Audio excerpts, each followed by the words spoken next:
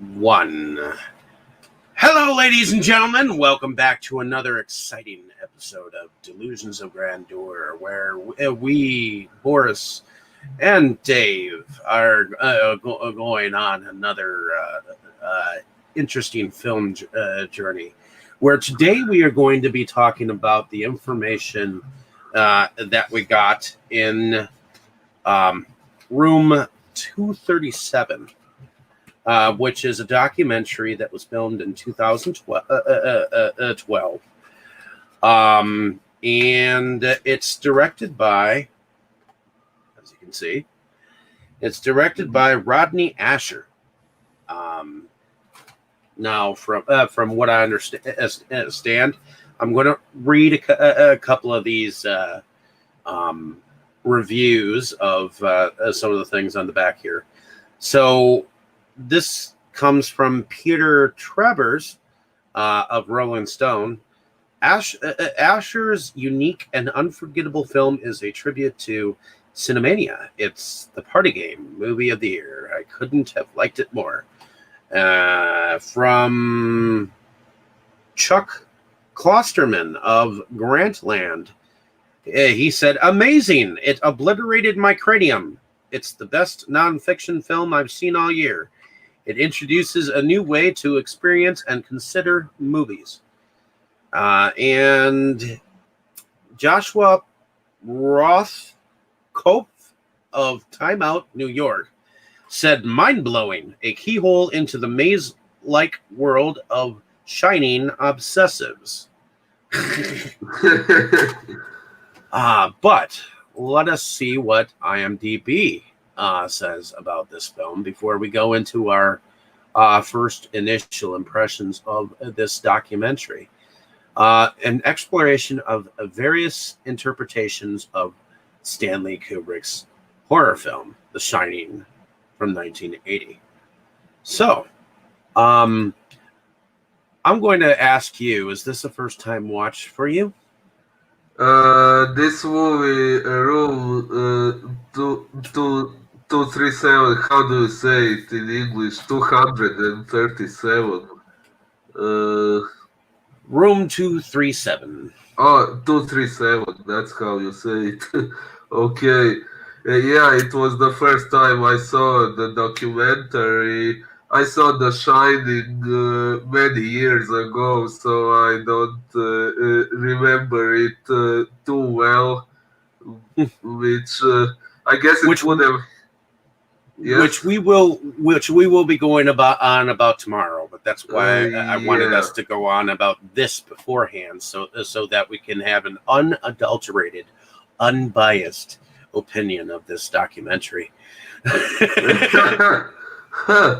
Interesting. Yeah, I myself thought maybe it would have helped if I had seen The Shining. Well, I did see in 2012 or so, but I thought it might be helpful if I had watched it more recently before watching this documentary, because maybe that would make it easier for me to understand some things they were saying and see some details they were trying to show.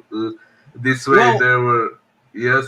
Why don't you tell me a little bit about what you understood from the documentary, and then maybe a little bit later we'll go into your what you think that you may or may not have learned from this documentary.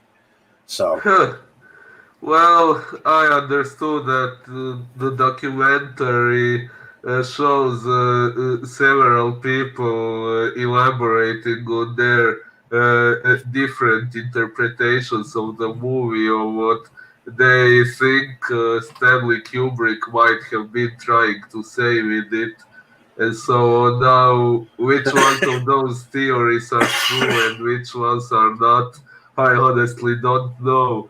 I mean, it's kind of like when they try to analyze a piece of literature and try to explain what the writer was trying to say. Like, who knows what they were trying to say when they are not here, that we can ask them what they were trying to say. So, who knows? Well, I looked into some of the background of some of the people who were talking on this. We have Bill Blakemore, who evidently has written a couple of well, he's done some work as an actor in Pope John Paul II, His Life and Legacy, which was a TV movie. But him himself, I guess he's a writer of some stuff on John Paul II and some religious type stuff, the New American Revolution in Learning, Common Miracles, things of that name. So it looks like he's a correspondent of something that had to do with Bin Laden and Charlie Rose, and World News Tonight, and ABC 2000, The Millennium. He was on Biography for a little bit in the early 90s, but I guess he's the first one that kind of comes to mind when he's talking about his first viewing of this film, and he remembers exactly where he was sitting, and when he was done with the film, this is the first theory, if I remember correctly. And I first saw this or heard about it a couple of years ago, and then recently it's when I actually finally picked it up, but I was actually able to watch a copy of it before we went on our own discussion on Inside Movies Galore about The Shining. So I used that information and my view on The Shining to go on about that film, which we're also doing. So, but we're doing it a little bit different. We're going through. So the first theory that we hear about on this particular documentary is the fact that Bill Blakemore, I believe, after he had seen the film, he describes that he saw several cans of Calumet. I think it was Calumet. Calumet, which is supposedly some kind of ceremonial peace pipe in Indians. So the more that he noticed these Calumet cans and the way that they were positioned, and the way Stanley Kubrick directed this film, he thought that, and very strongly, that this was a whole representation about the genocide of the Indians. What do you think about that particular interpretation of looking at, from what you remember about The Shining? Well, as far as I saw in the documentary, they were showing some clips where you can see pictures of Indians on the walls in the hotel from what I remember. So maybe some references to Indians were intentional, who knows, but he was saying that the movie somehow represents the genocide of the Indians. I must say I found that idea a bit confusing because in the movie we have very few characters, so how can that compare to a genocide of so many people? That's the part I didn't really understand. Well, from what I understand, somewhere throughout the documentary, there is, in fact, a part where the guy who has hired, or at least is the face of the hotel in which he's hired Jack Torrance to overlook. Is the fact that apparently the hotel was built upon Indian burial grounds. Oh, So that played a part in it. I'm glad that you mentioned the artifacts and the paintings that are inside the place. Plus, if I remember correctly, evidently 6 months before Stanley Kubrick ended up filming in the place, he sent out people to do research um, on the whole entire landscape of the hotel, Colorado. Apparently, there was a gold rush that happened in Colorado that happened at the same time that the supposed hotel was supposed to have been built. And so before he even began the project of filming this The Shining, he knew everything there was about the land, the people, everything before going into it. So I believe that this theory of the American Indian genocide is a possibility from what he was. I mean, it was clear that there were these Calumet Calumet cans mm, behind the different people, and they were positioned a little bit differently.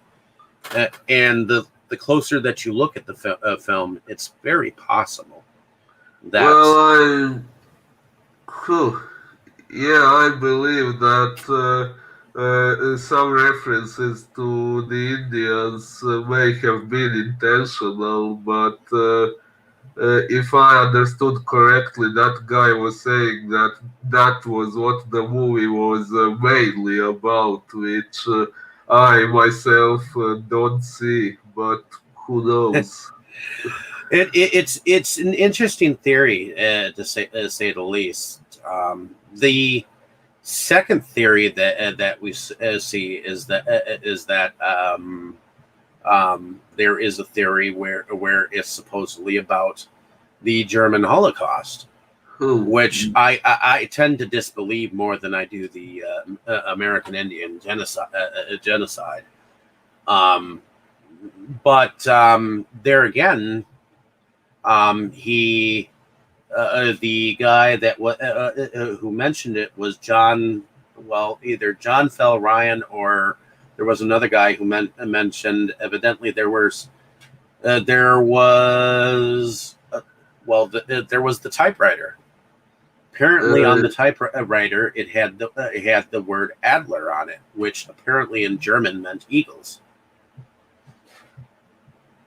uh, And he also talked about the number 42 showing up in the film.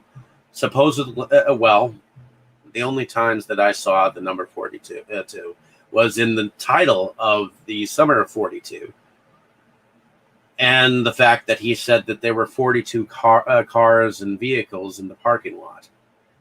oh, yeah. What did you think about the numbers that he was coming up with and stuff like that? Did you read too much into? I know that you were a little bit not believing of the numbers. You were asking where was he getting the number 42 from? Well, yeah, there was when he started to talk about the number, there was a clip on screen of Danny in front of the mirror and doing something with his fingers. I don't know, and that was supposedly said to have something to do with the number 42, and I didn't really see what it had to do with that number. But now whether those were intentional references to the Holocaust, again, I don't know.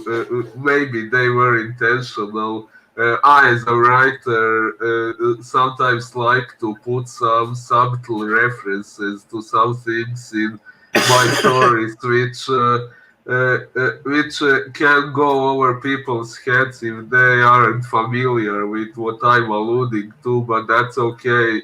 They're not required. You don't have to notice those references in order to understand the story. But yeah, whether Stanley Kubrick did this as an intentional reference to the Holocaust, I don't know.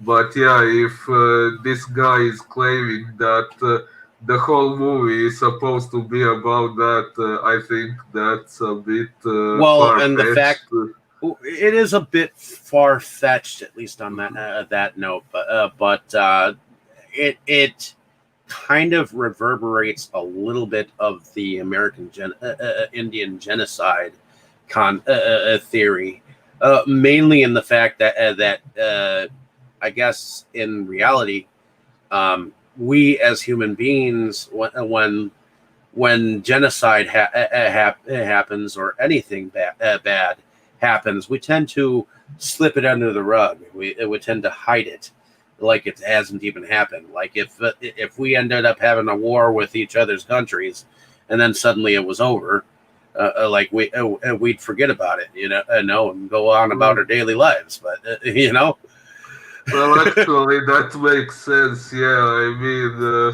as it was said, how exactly does the quote go? One person's death is a tragedy, many people's death is statistics, or something like that. I don't remember it word by word.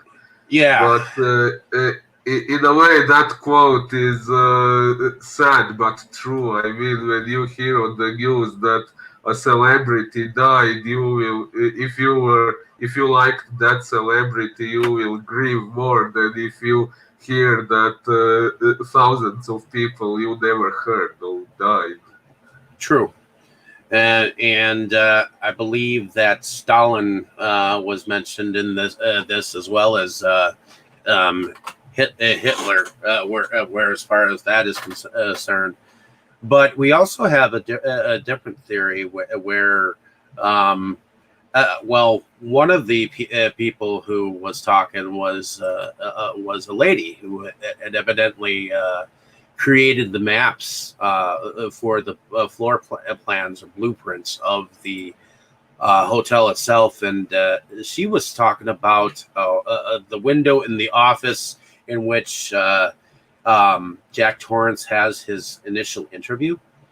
Oh, Apparently, she believes that this was an impossible window to happen because of the way the room looks, where it's located, where it's supposedly located in the middle of the building. That window should not even be there. What do you think about that? Well, actually, when I watched the documentary yesterday, oh wait, I said I said this was the first time I saw it. Well, not quite yesterday. I saw it for the first time, and now for the second time with you. But yeah, the first time I saw it, I didn't quite understand what she meant by that. But now the second time, I do see what she means by it. But actually, I don't know. So from what I understood, she thinks that window is not supposed to exist because, according to the map, on the other side of that wall, there should be a hallway, right? Correct. Uh, yeah, so I don't know. Is that map was it based on just observing the backgrounds in the movie, or was it actually based on the real hotel? I Since I think it was don't. based on the backgrounds and the sets of the movie, because parts of the parts of The Shining were actually filmed on location at the over they call there are two different places that they filmed it at. One was the Timberline Lodge, and then the other was at the Stanley Hotel. But Oh, then the rest of it was actually done on studio property.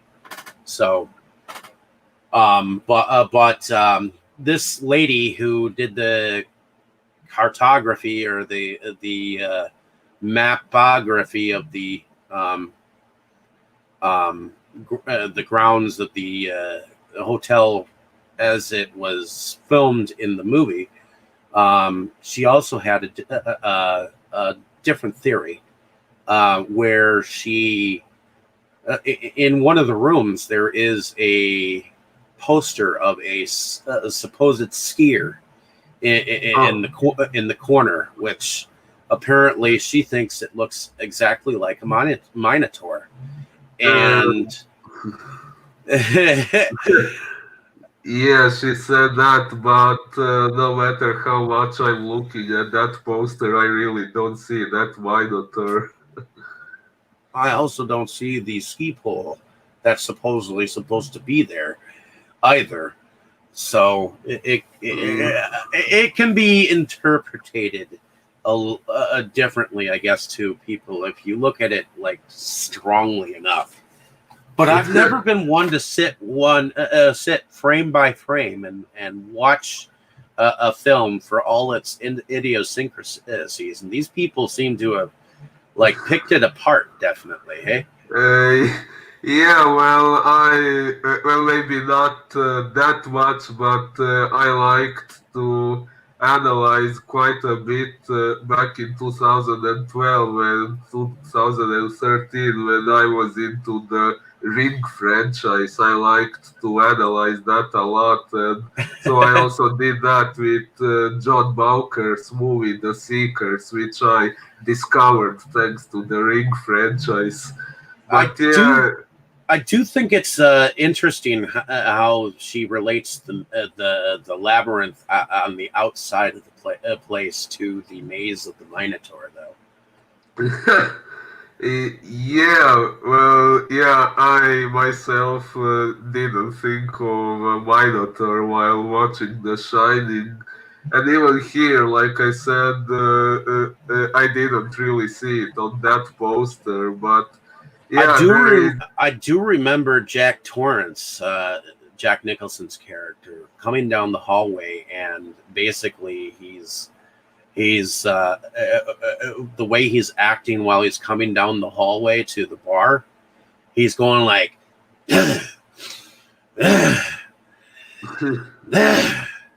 exactly like a bull. So when she Oh, said that part, I mean that part clicked with me. When she referred to him acting like a bull while he was walking down the one hallway. That part clicked with me because it's unexpected. He's coming down the hallway and it's like a bull is coming down the hallway. yeah.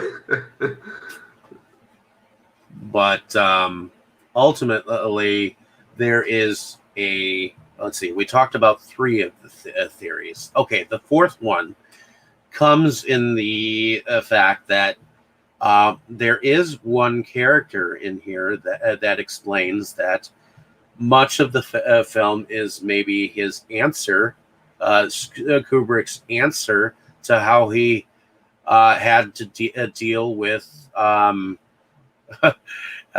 And this one, I'm not sure if it's been dequalified or not. Not entirely. I've seen several documentaries referring to the fact that Stanley Kubrick may have had something to do with the faking of the Apollo 11 moon missions, Oh, especially dealing with the landing. And it is kind of curious how Danny is actually got like these little cars and whatnot in kind of a circle, half circle, and he's got an Apollo 11 shirt on. And he stands up as if it's to represent um, the rocket launch of the Apollo 11 rocket. uh, yeah. Well, I must admit, I heard of that theory about the Apollo landing being faked, and some people even saying that humans were never even on the moon and things like that. But I must admit I haven't really done much research on that, so I don't know what is true and what is not. Well, according to this theory, is that it's it explains how he had to hide from his wife, the fact he had something to do with the faking of the moon landing, and about the moment when she found out, and about the things that he had to hide from everyone, and about the people that are still watching him while he had to do this all-out faking of this moon landing. And apparently there are some things that apparently have been found out, that there are lights in the sky that are reflections of shit that shouldn't be there. Uh, in the moon landing itself, and these reflections of light that are in the sky, is there really any explanation for them anyways? And I guess there was something that here I wrote it down, front screen projection, which apparently was a concept of you putting an image of something on the screen while using something in particular, and you could see while the astronaut was coming towards the screen, it almost looked like he wasn't there. Oh, yeah, I don't quite remember that detail. Well, they were showing it a little bit, and as he was coming towards the screen, it almost looked like it was like a hologram or something like that. That was like there. I don't know whether it's true or not, whether we faked it or what not. But it was definitely an interesting theory, and the Well, way that they explained it, it it was was really detailed. interesting. Although I have one issue with that theory. Like you say, it's very detailed, and in this documentary, they put a lot of emphasis on all the small details that Stanley Kubrick supposedly used in the movie, and they say it's all done on purpose and things like that. But then Hmm. if it really was all done on purpose, and if he was such a skilled director that he can pay attention to all these small details, then if he if he did fake this moon landing footage, then I believe he wouldn't have overseen some details that made people think that it was fake. I think he would have done it so that no one can possibly imagine it being faked. Very true. So I guess one of the things that I thought was interesting, it came from, I believe, John Ryan, which apparently he was a film archivist, which apparently that's someone who actually sits in some back rooms and goes through films and archives them. But he went frame by frame a couple of times to show us various idiosyncrasies, like the fact that Jack was sitting on top of a magazine and reading a magazine that ended up being a Playgirl magazine. And why would you look at a Playgirl magazine if you were being interviewed for a job? Well, I guess one possibility is that it was just some random magazine which cannot be seen very well on screen, and maybe Stanley Kubrick didn't expect anyone to look into it. Well, that's one possibility, but maybe he did expect it to be looked into it. Who knows? Then another possibility is that maybe it's just a part of Jack's character. But then again, I don't know. Like I said, it's been quite a while since I saw The Shining. I can't say I have I can say I have very vivid memories of Jack's personality, other than that he went crazy and tried to kill his wife and son. What do you think about the Grady twins being a representation of Danny Torrance's mother's fantasy of being like the I think they called it in the documentary as a possibility of the fact that she wanted to be two kinds of mothers, the one that is like caring and protective, and the one that is going to be there for Danny and like to the bitter end. You know what I'm saying, because they were saying how she was how the Grady twins could be a metaphor for what she wants to be, where they are two females. Well, it could be related to the fact that she wants to be two kinds of mothers to him: the one that protects him and shields him from everything, and then of course the one that guides him to where he needs to be. Well, I must say I never thought about anything like that because the Grady twins, if I remember correctly from The Shining, they never even appeared on screen at the same time as Wendy, so I never really made any such connection.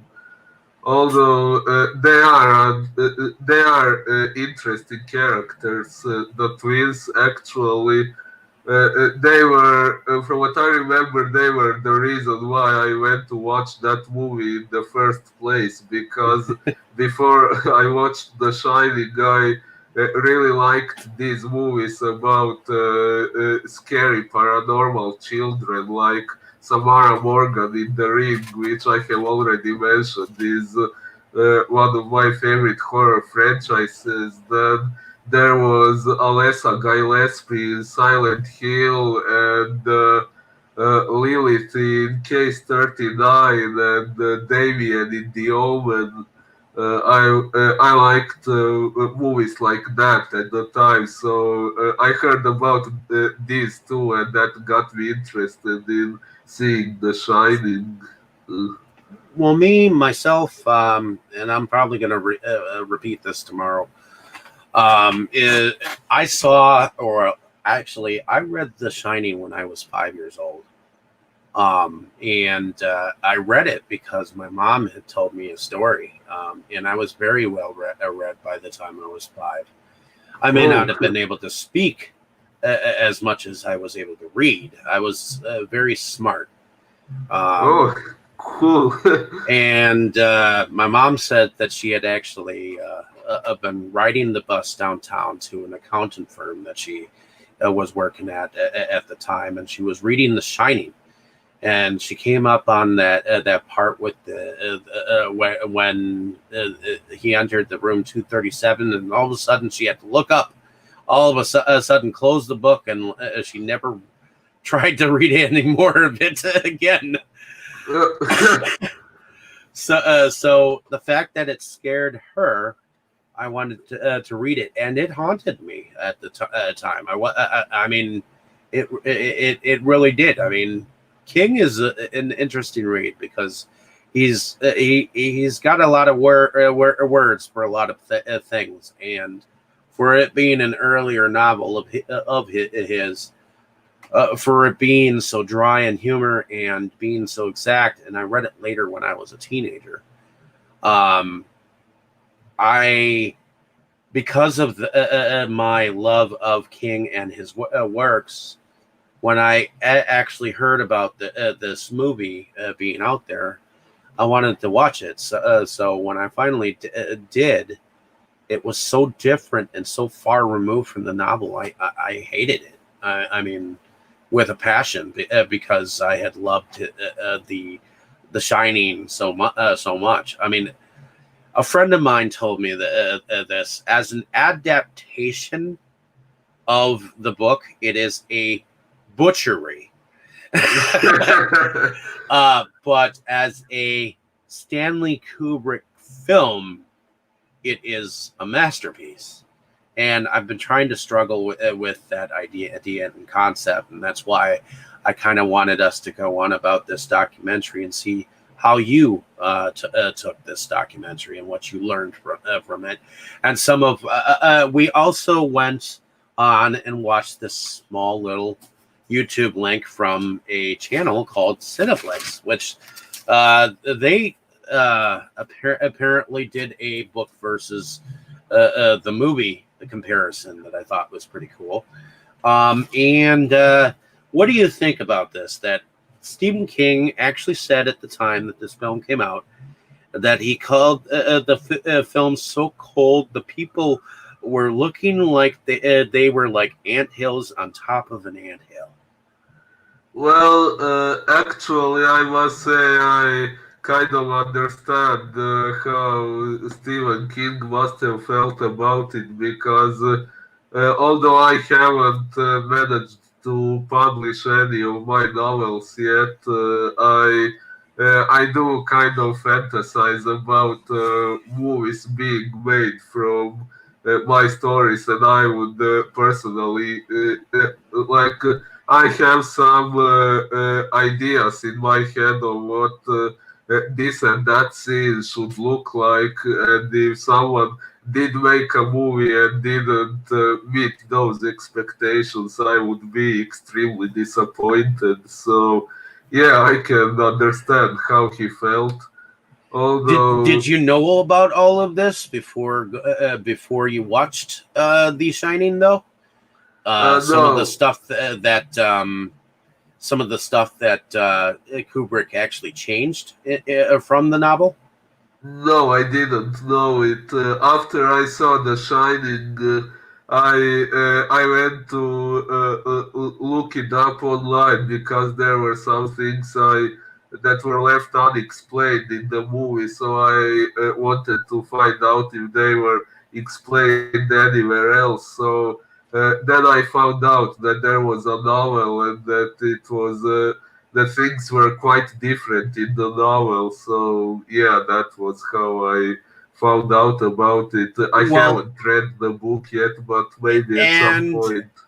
here Cineflix tells us that Jack Torrance was in fact in the novel called John Daniel Torrance.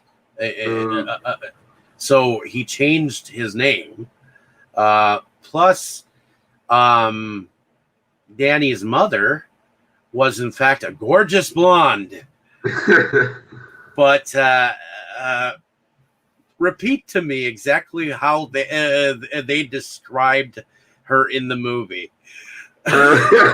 I don't remember word by word how it was said, but I remember the guy said something like that she looks like she was in a laundry machine or something like that.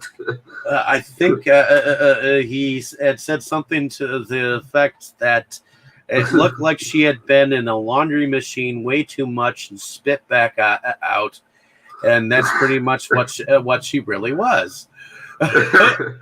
Well, So yes, they did find an actress with very specific looks, but I guess in a way her looks added to the whole atmosphere of the well, movie, in my opinion. she wasn't a very strong character in the movie. Um, she definitely was a weaker individual when it came to things. And from what I understand, he put her through hell. Stanley Kubrick. Oh, Yeah, he basically abused her. It was found out that he had actually put her through so much stress that she had to seek psychological help after that. And oh, it was a very public thing that he had. He put her through hell in order to get the reaction that he did. And I don't think in this day and age he would have been able to do as much as he did to get that response. He wanted that fear. He wanted that tension. The other thing I wanted to mention is the fact that they mentioned a kind of a total fuck you to Stephen King, oh where, yeah, the where car. yeah, apparently in the novel the car was in fact a red Volkswagen, where in the movie it was a yellow Volkswagen, and as Halloran was coming back through to get to Danny. He passed an accident on the road that evidently involved a red Volkswagen, which was a huge fuck you to apparently Stephen King. I'm gonna destroy your vehicle, and this is my vehicle, kind of a thing. So the documentary made it a point to say that Kubrick was in fact in an all-out war against trying to make anything similar to the novel. So, what do you think about Yeah, that? well, I remember it was mentioned that maybe Kubrick really was trying to send a message like that, but if that's true, I kind of wonder why. Like, was there any reason why he would want to spite Stephen King? Well, I know that they had several arguments, and in fact, he was basically told to butt out of the conversation, the whole project, which was kind of a blatant fuck you to him. So to me, although at the time, from what I understand, Stephen King was very much an alcoholic. From what I understand, he also, while he had directed his first film effort, which was Maximum Overdrive, he was very much coked up. He actually did drugs during that film, Oh, which apparently was kind of his downfall because evidently people did not like the adaptation of Maximum Overdrive when it first came out, because even though it was a short story, I guess it was far removed from it. But on the other hand, there are a lot of people who love the Maximum Overdrive film and what it became. So it kind of became a cult classic of its own. So. well, one thing that I wonder is if Stephen King and Stanley Kubrick were on such bad terms, why did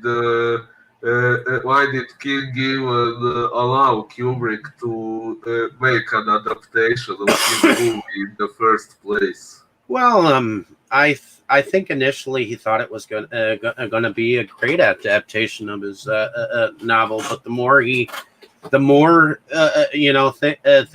things happened. I mean, the and how different it was, the more King hated it, and unfortunately, he'd already signed his rights away to Stanley Kubrick, and he couldn't really get him back, and I think that's why he eventually he went into that mini series for him, so that he could actually tell it the way that he wanted to, which we'll be covering next week. Oh, cool. So, which that we may have to,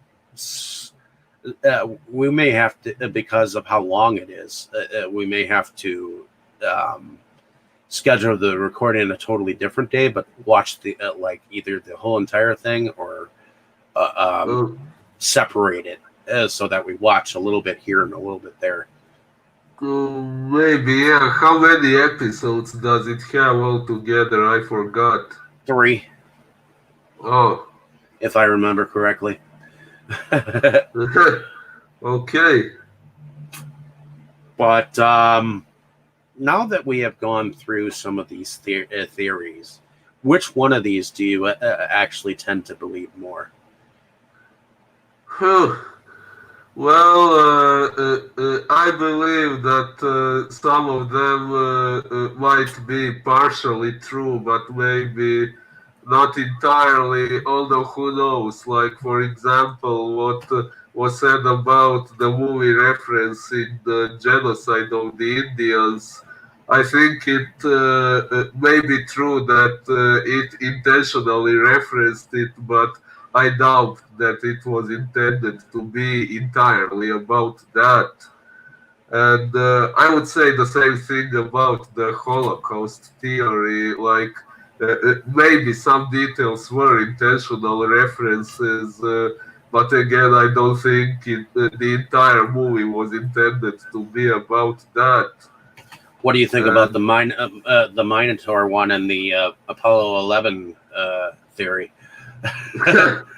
well, definitely the Apollo theory is interesting because, from what I remember, this person mentioned that wherever the movie deviates from the novel, it feels like a reference to the Apollo thing, which does make it somewhat believable. But then at the same time, like I said, if it's true that Stanley Kubrick was such a skillful director who pays attention to all these small details, then I believe he wouldn't have overseen that blue light or whatever it was that made people think the footage was faked.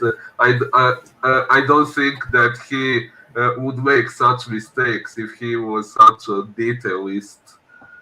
Some of Uh, the, for me, a lot of the some of these theories were definitely thought out mm, to an extent where you could believe a little bit into every single one of them if you really followed those thought processes.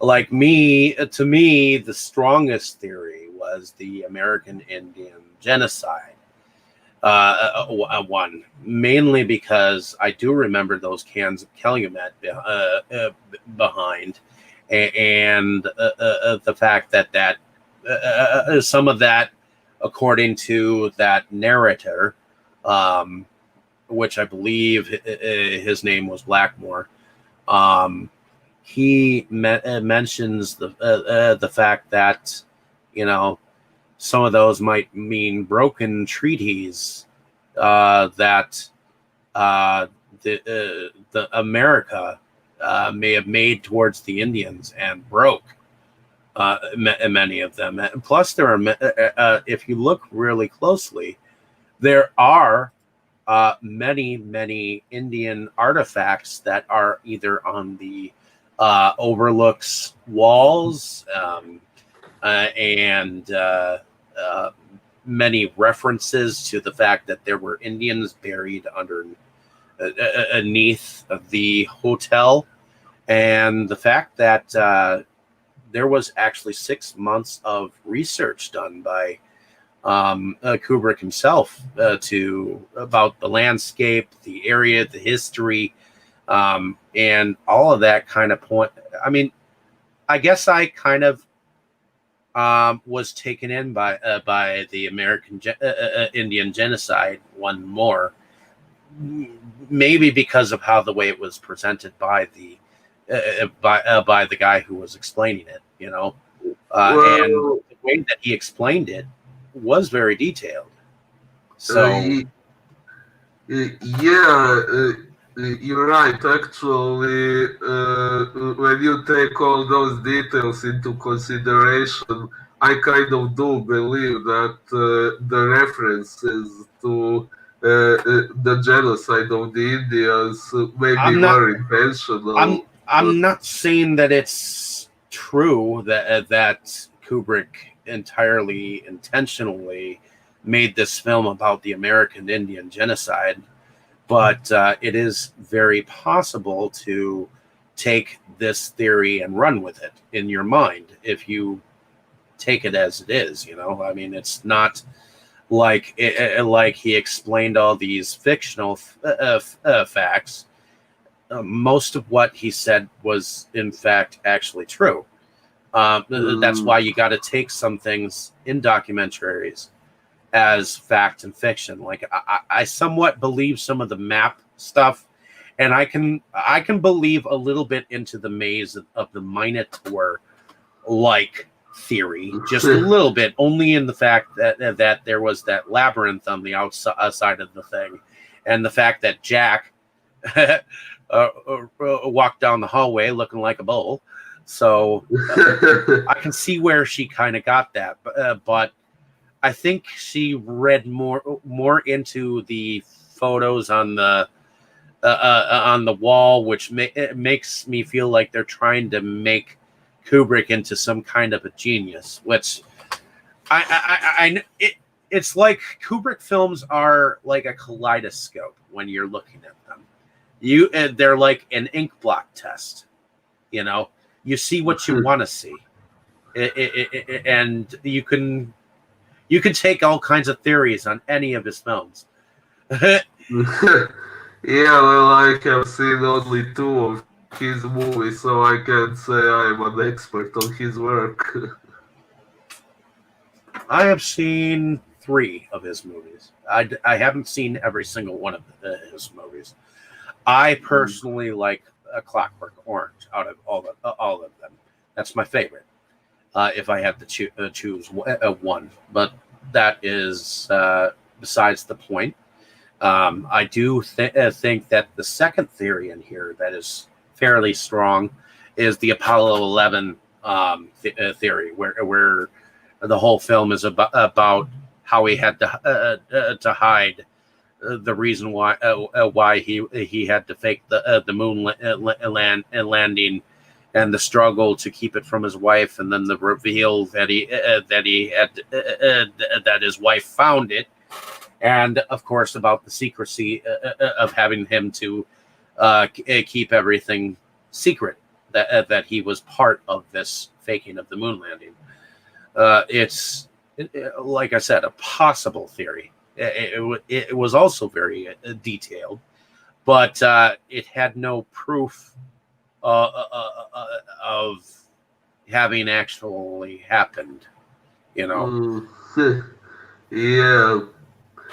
Well, who knows?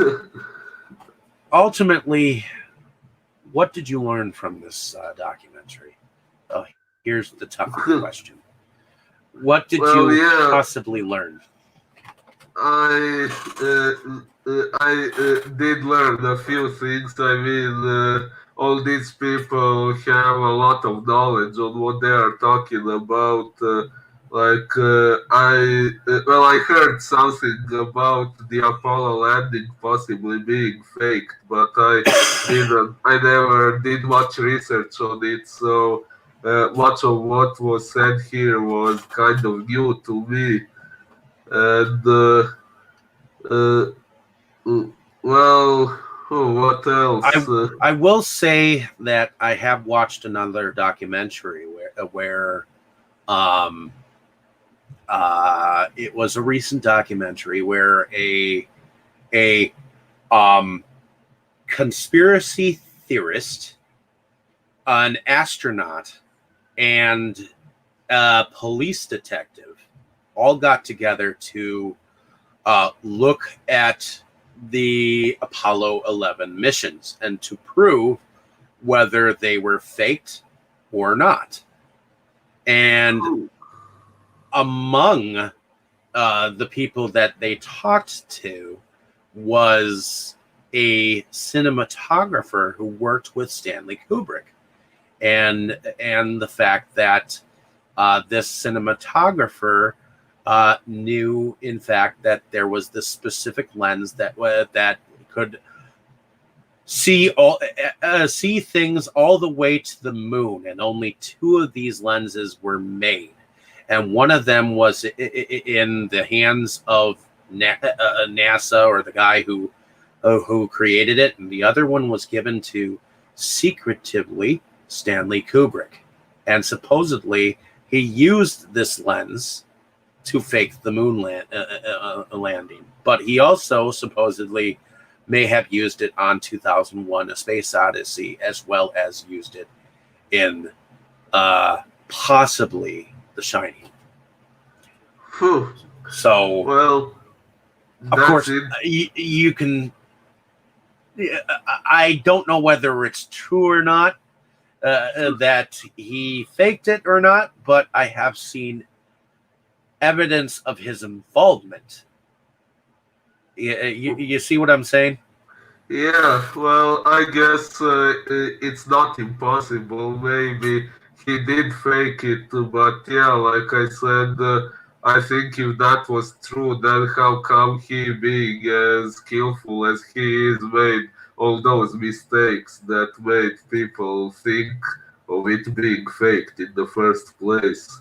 I mean, wouldn't he do it so well that no one would have any idea, that no one would even think about the possibility of it being fake?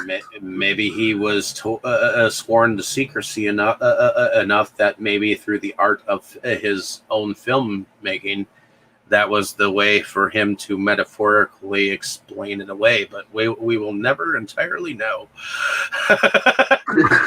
Well, yeah, you're right.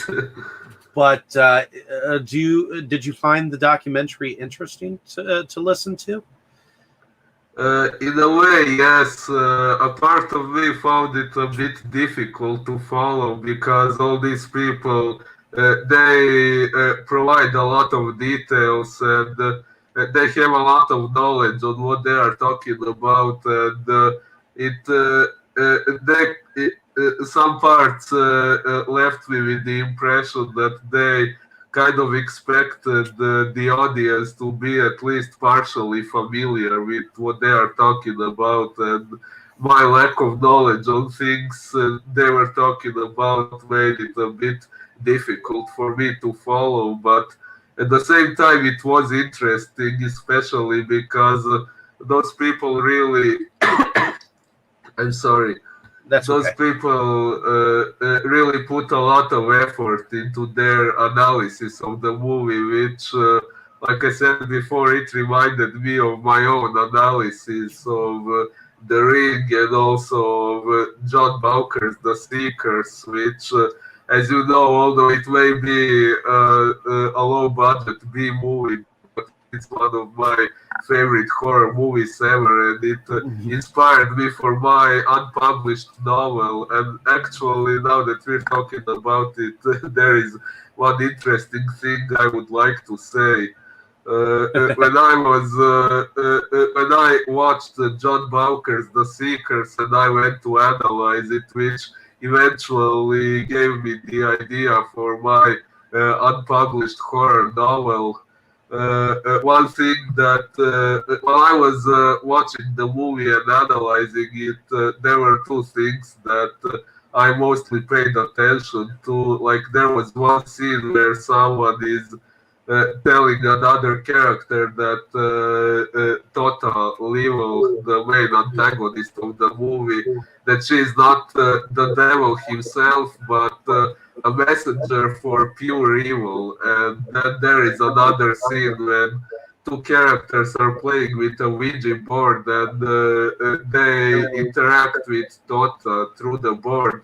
And she mentioned something about that she died but doesn't know exactly how, and some things like that, which was how I came up with a theory that she was human once, but then she died and got resurrected as a servant of the devil, which is the basic premise of my novel. And then I thought, well, there were some things where I was piecing small details together and adding them to my interpretation of the story, but I thought it was pretty safe to assume that she was human once and then she died and got resurrected as a paranormal entity. But When I once got to speak to John Bowker, he actually said that in his envisionment of the character, she was actually the devil himself. So, Oh, according to him, my entire theory was wrong. But that's okay. yes, like I said, here people are analyzing The Shining and coming up with Their own theories. theories. Yeah, what this thing might have meant, what that thing might have meant, and maybe some of it is correct, but who knows? You see, I I think there's a little bit truth in all of them. It's just which one do you want to believe more, and which one would you rather follow and want to be so true? And I don't think I want any of them to really be that true, but it was an interesting representation of people who have been obsessed with the film in detail and have come up with rather either factual information or just made it up along the way. So it was an interesting watch. Uh, uh, Yeah, it was. I'm just trying to say that just like I analyzed the movie and I came up with an interpretation, and the essential part which I thought it was something about this character, and then I spoke to director, and he actually said that my basic interpretation was incorrect. So who knows? Like unless we get to talk to the person behind the movie, we can never really know for sure whether our interpretation is correct or not. I'm not And sure if I would even want to talk to Stanley Kubrick, even if he was alive, because of how badly he treated um, Danny's mother, Shelley Duvall.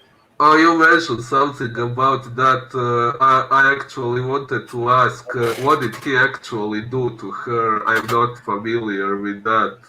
That's something that I think we should look up before we go on about the film tomorrow. I'm not entirely sure the extensive.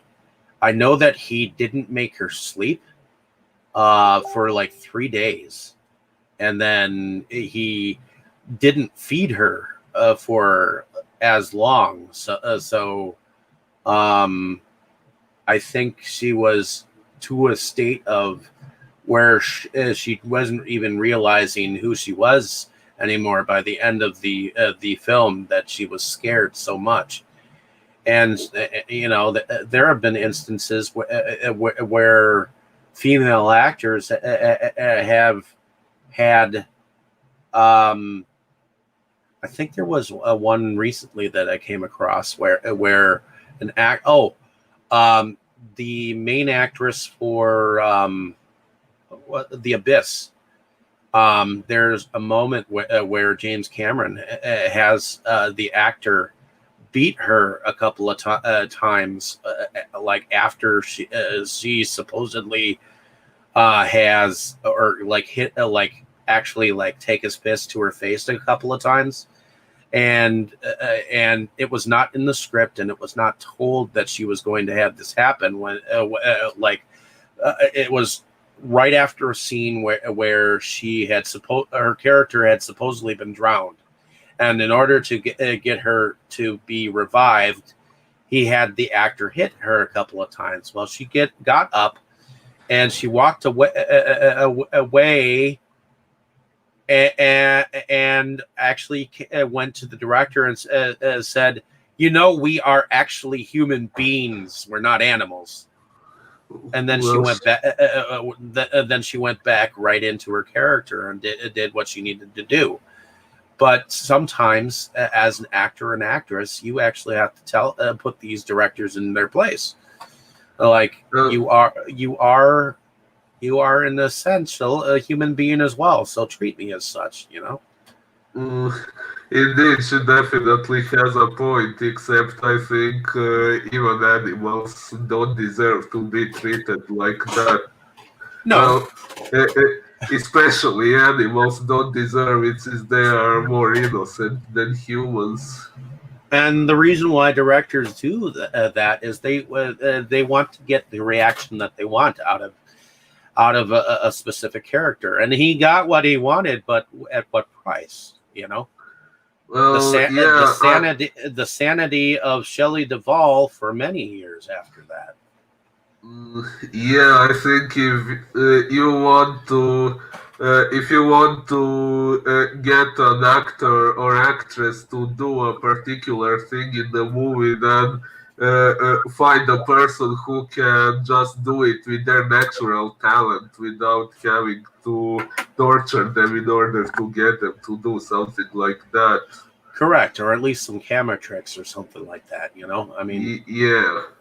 you don't have to entirely scare the shit out of them just to get like that kind of reaction. But it was a phenomenal performance by Shelley Duvall.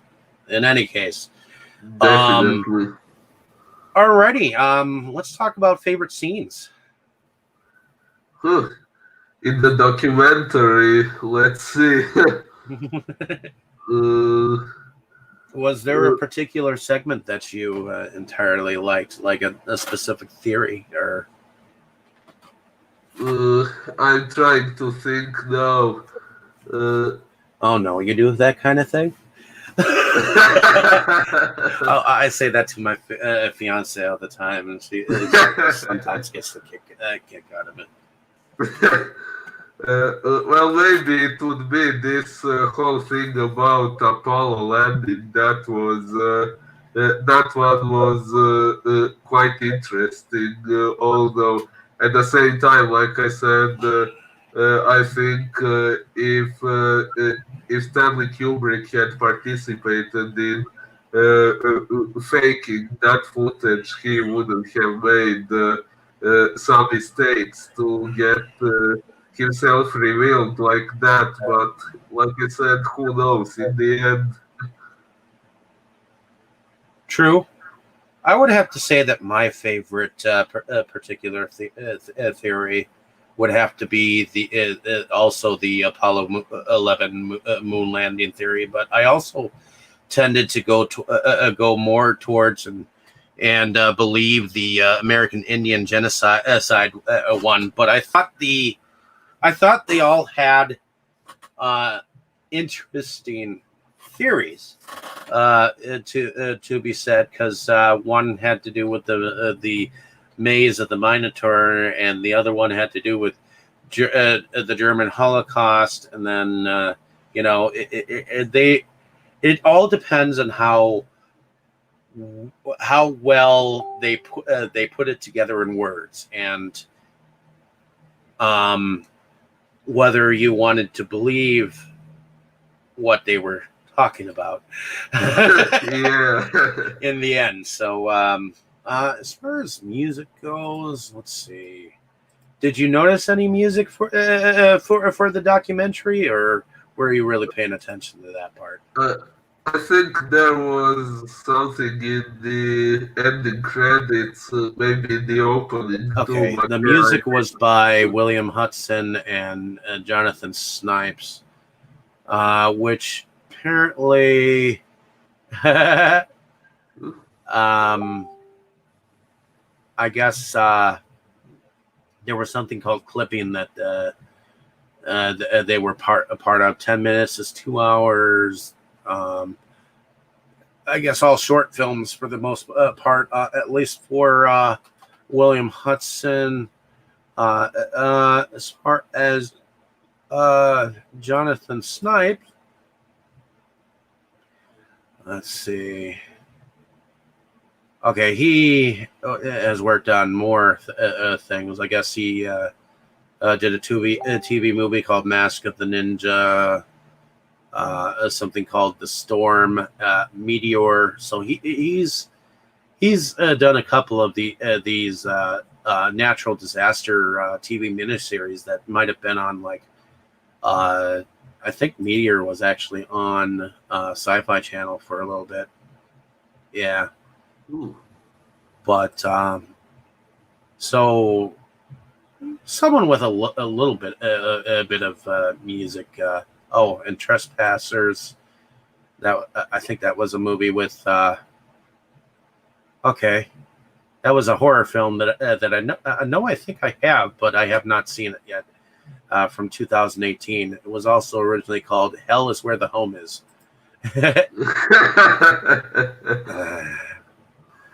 But I guess he worked on the soundtrack of Snakes on a Plane, and was the composer for Starry Eyes, which was an interesting.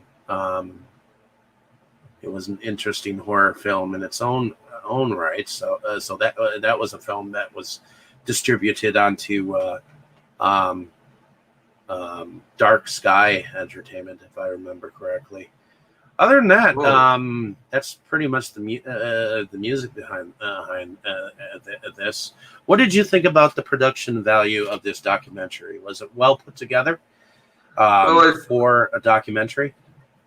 I think it was the only issue I had with it, but that's just my problem. Maybe another person wouldn't have the same issue.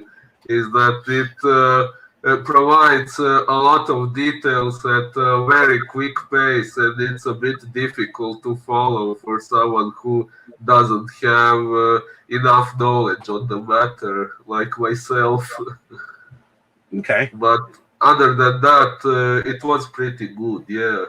Well, I'm thinking that we can take our knowledge that we've learned from these two particular things and then apply them to tomorrow's movie. So when we so tomorrow we are going on about The Shining. It's not my first time going on about the Shining. It is my second time. So stay tuned tomorrow, folks, for another exciting episode here on Delusions of Grandeur. And hopefully you enjoyed our ramblings on this documentary. I hope so. And my rambling about my own projects. I must say, actually, this kind of watching this documentary kind of made me want to make my own documentary about the Seekers and about how I analyzed it and got the idea to write my novel. That would be something I would like to make a documentary about. Well, that's at least good. I mean, that's progress to me. I mean, if it inspires you to do something more, I mean, that's pretty much what this documentary is to do. I mean, if anything, it should inspire you to look in and analyze a movie like this, and which is what we're going to do tomorrow. So, in any case. Thank you for listening. Have a great day, evening, or morning, wherever you are, ladies and gentlemen. Hopefully, you just go out and see this documentary. I mean, I know that some people think that it's just a documentary that's made by a bunch of fanboys or whatnot, but I thought it was entertaining and thought it was interesting enough to go on about. So. And give it its own episode. So thank you and enjoy the rest of your winter holidays. Yeah, thank you all.